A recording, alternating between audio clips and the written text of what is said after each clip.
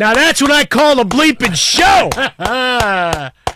The Chiefs have held off the Ravens 27-20. When we last spoke, it looked like the Ravens had tied the game on the final play of regulation with a 10-yard touchdown pass from Lamar Jackson to everyone's new favorite fantasy tight end, Isaiah Likely. However, while the touchdown looked likely, TJ, it was unlikely to be upheld upon further review. The pass to the back of the end zone, one play after Lamar Jackson misses a wide-open Zay Flowers, which we'll get to that play. Likely catches it, comes down. It is called a touchdown on the field. However, when you looked at it following, and they went and looked, and you saw there was, it was so close, but it was still obvious. Isaiah Likely's, I would say, 2 inches of his foot, maybe? Yeah. 3 inches of his foot at most were on the white, out of bounds in the back of the end zone. Is an incomplete pass, and the Chiefs win 27-20. It is that close. Wafer thin. Now, I feel like Looney. I'm saying this close, and I'm holding my fingers this close together. Now, I would say this. Now, he's the co-host of Benny versus the Penny with our guy Ben Maller there on Peacock, but former Fox Sports Radio colleague here. This reminded me, go back to 2021. Remember how razor thin the margin was between the Nets and the Bucks? And then Kevin Durant hit that three-pointer that got reviewed and overturned. I really hope Isaiah Likely wears a cleat that is the actual true size of his foot, because otherwise he's going to get clowned for his shoes just like Kevin Durant did in the days following that loss, because a 3 was ruled a 2, and then it became very publicly known Kevin Durant wears a full-size larger shoe than he needs to on the court. And here with Isaiah Likely, he brought it down, and you and I immediately looked at each other and go, oh. Well, I don't know, but is that enough that one size shoe smaller means he's actually in bounds? I don't know. I think it still might be. It might be. It still might be. I don't know. I go, I just hope he's wearing the true size shoe, because if it's too big, they're going to say, yeah, if you wore your actual shoe size, it would have been a touchdown. Would have been never mind that he was single-handedly, all right, well, it was him and Lamar Jackson, the two guys that carried their asses to that point in the game. But you could see it, and there's no doubt, there's no question. Yes, it is really close, but you'll see it by about 3, I would say maybe 3 inches. Yeah, that's about right. That's probably about what it was, that he was out of bounds. Here's what the call sounded like on the Chiefs radio network. 3rd down, but it's moot. 5 seconds left to go in the game. Ravens trailing 27-20 to the Chiefs. 5 seconds left. Ravens at the 10-yard line of Kansas City. Chiefs trying to play picket fence defense at the goal line. Jackson's been elusive in this game. Big rush by Kansas City. Spinning around is Jackson. He will throw it late at the back of the end zone, and the pass is caught. It's a touchdown for the Ravens. 9 yards deep in the end zone by Isaiah Likely. And what a great play by Lamar Jackson to keep the play alive and find Likely at the back of the end zone. Now will the Ravens go for 2 to try to win it? The ruling on the field is a touchdown. The ruling of touchdown is under further review. After further review, the ruling of a touchdown was, of course, overturned. Chiefs win 27-20. And yes, that really quick right there, John Harbaugh was putting out 2 fingers. They were going to go for 2 if that was a touchdown. It was not going to be going to overtime. They were going to go for 2 if that was a touchdown, except they went and looked at it. Obviously, all the scoring plays going for the review. But that was going to be an all-or-nothing play for the Ravens to avoid overtime, going for 2. We got robbed. We got robbed of that. Come on, man. Look, we got last second. Think this is just one of 272. I know. Look, okay, I will tell you this, though. As great as this was, right? You loved it. I loved it. The world loved it. This was so bleeping exciting. I almost cursed. This was so bleeping exciting to watch. There is one person who hated this. One person? Find out. Search your mind. Who's the one person who hated this? Who hated this game, how great it was, comes down to the final play, Chiefs win, they look at it, touchdowns overturned. We're going to talk about this, all kinds of drama. Who's the one person in the world who hated this outcome? The one person. One in person. the world. And I'm going to say, and you're going to go, oh, of course this person hated Who that. could possibly have hated I'm telling the you. greatness that we saw here? One person. I'm going to say, and you're going to say, oh, no, absolutely, you're right. All right, go ahead. You're absolutely right. Now, remember, this is Thursday Night Football. Yeah. Who normally calls Thursday Night Football games during the year? Oh, yeah, that's true. It's not an Amazon game, so yeah. How pissed is Al Michaels? Oh, no. You know they're going to give me the crap ones now after this. Like he's like turning off his television, shooting it like Elvis did. I'm done. There ain't nothing. This ain't no good. No, that is a very good point. Very, very good point. Because then we get tomorrow is on Peacock. He's not part of that broadcast either. He didn't go to Brazil.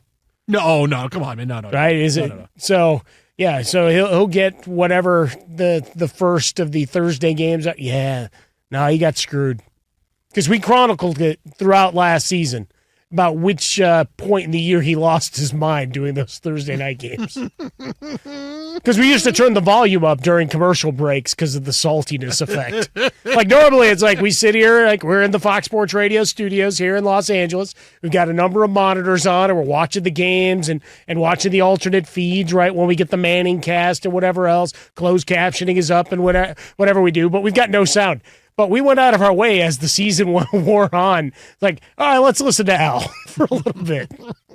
You know I'm not getting anything like this all year. All his friends he's talking to the next couple of days. Hey, Al, how you doing? Did you see that game? Yeah, what a game. Did I do it? You think I want to talk about this game? You know what I'm going to get? I'm going to get Titans-Jaguars. I'm going to get games that are 16-7. That's what I'm going to get. I'm not going to get this. Yeah, no, that's... Why do I still do it?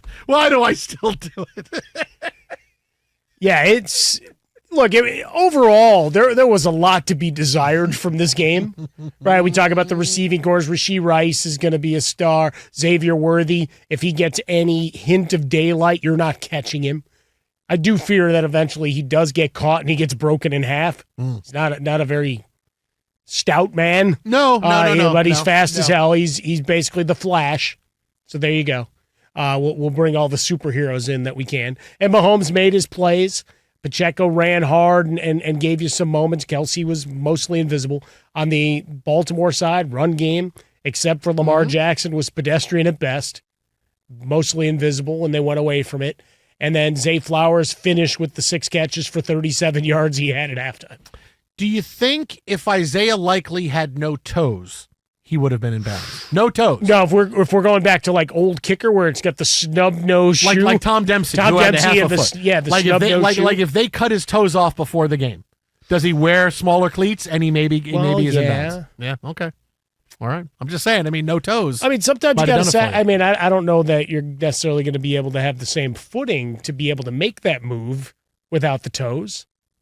No, I don't know. Al Michaels is going, great, they're making toe amputation jokes. I'm not even going to get that. No, you can't. No. I think my first game is actually Panthers and the Cardinals. And I think I got it twice. I think it's back-to-back weeks. I have Panthers-Cardinals. They don't even play in the same division.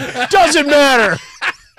They penalized me. No, but look, here's a big point coming out of this game. Obviously, the likely play, we'll talk to Jay Glazer coming up in about 10 minutes, who's got all the latest, making his return with us. Yeah. But he called us his knuckleheads again. He did. I like that. In the Twitterverse. He always says that about us. Is that this is what's amazing for the Chiefs, and yet it is so disheartening for the other 31 teams, is that here's more evidence. Because last year, the Chiefs, it was an unexpected Super Bowl. They were not the best team in the NFL last year, but they walked away with the Super Bowl because they were able to navigate the playoffs, navigate the downtimes, and do just enough. This is not an incredibly talented Chiefs roster offensively. Their defense is very, very good, but it was an unexpected Super Bowl. There were other more talented teams than them that should have won last year. Roster's more talented. The Niners roster is more talented. You could argue the Bills roster last year was more talented. The Eagles roster was more talented. Yet none of those teams won. It's just got to hit you between the eyes when you go, here's week 1 where I can watch Lamar Jackson play like it's the middle of the season for him, and still the Chiefs with a B or B minus game, because that's about what it was. It wasn't an awful game. It was about a B or a B minus game. Still win by a touchdown. Yes, it's 1 foot, but it doesn't matter. There's 2 columns. There's a win column, there's a loss column. In the end, it's not going to matter. The Chiefs can still play a B or B- game and beat fantastic teams as a result. That's a tough thing, man. That's a tough when you're talking about hopes and dreams for your season. Yeah, we think we're good. We're loaded up absolutely everywhere. We got Pro Bowlers everywhere on the defensive line. We got Pro Bowlers at quarterback. We got Pro Bowlers at wide receiver. We got guys everywhere. What about the Chiefs? Well, we got a great quarterback and a really good tight end still, but he's slowing down. Our offensive line, our running backs, rest of our receivers, not a lot to write home about. Our defense is pretty good. Yeah, and we'll still beat you. We'll still take those guys. We'll still take those guys, and we'll beat you. That's a rough beginning of the season for every fan of the other 31 teams around the league right now. Yeah, but credit to Spagnuolo and the defense for being able to do what they did. Like, we're trying to take both sides of the coin, right? As we break down what the Ravens receivers may be over the course of the year, and Bateman had that big catch down the stretch to at least give them that shot at the would-be likely touchdown. But the secondary lost Snead. He's in Tennessee, right? He's going to be covering up on DJ Moore or whatever this Sunday. So even with him gone, you're able to cover that up. And we know the front seven is going to do the work just like they did a year ago, right? That's how they were able to weather the storm over the course of the season. Slow start from Rashee Rice, and then he came on in the second half of the season. And what happened? When it was all said and done, as long as 15, 87 are upright, you're getting some contribution from the run game, and Isaiah Pacheco has acquitted himself as a guy that you can trust as a runner and as a receiver. And now you add more depth at wide receiver. Yeah, this is the work in progress, and this is week 1. And you still saw explosive plays and opportunities that were missed because Mahomes missed a couple of them as well. So, that's the thing. You did have right? drops. You did have him make a couple of misses. This is, like I said, it's still a B or B- game. You have to think, okay, we're talking about a huge rematch from a year ago in the playoffs. And okay, if you have a B- game and our quarterback has an A game and he made one mistake, right? The pass to Zay Flowers, which we'll get to, that really, that's what's going to keep Ravens fans up nights. But he made one mistake. And other than that, nearly 300 yards passing, 120 yards rushing, and we still lost the game. And we still lost. I mean, it's tough for me as a Jets fan. It's tough for you as a Bears fan. It's tough for I mean, not the teams that are going to really stink. Like the Patriots don't care because but just in general, else, it's just that recognition. When is this going to happen? When are they going to be? When are we going to be able to overcome the Chiefs playing a less than stellar game against a really good team? Not the times when you play B or B- game against a lower opponent and you say, well, we didn't play great because we were a little flat, but we found a way. This was still winning against a team that we think is still really, really good. Sure. That's tough. And the Ravens will be fine, and they'll have a great season. Chiefs were a narrow favorite in this one. Looking at a field goal was the spread, so they cover the number. You eke just to the over with the 27-20 finish. So the bettors that listened to us yesterday, if you're listening to us for such things, then we at least took you over there. But when we look at the league as a whole, we compare it back to, say, the NBA.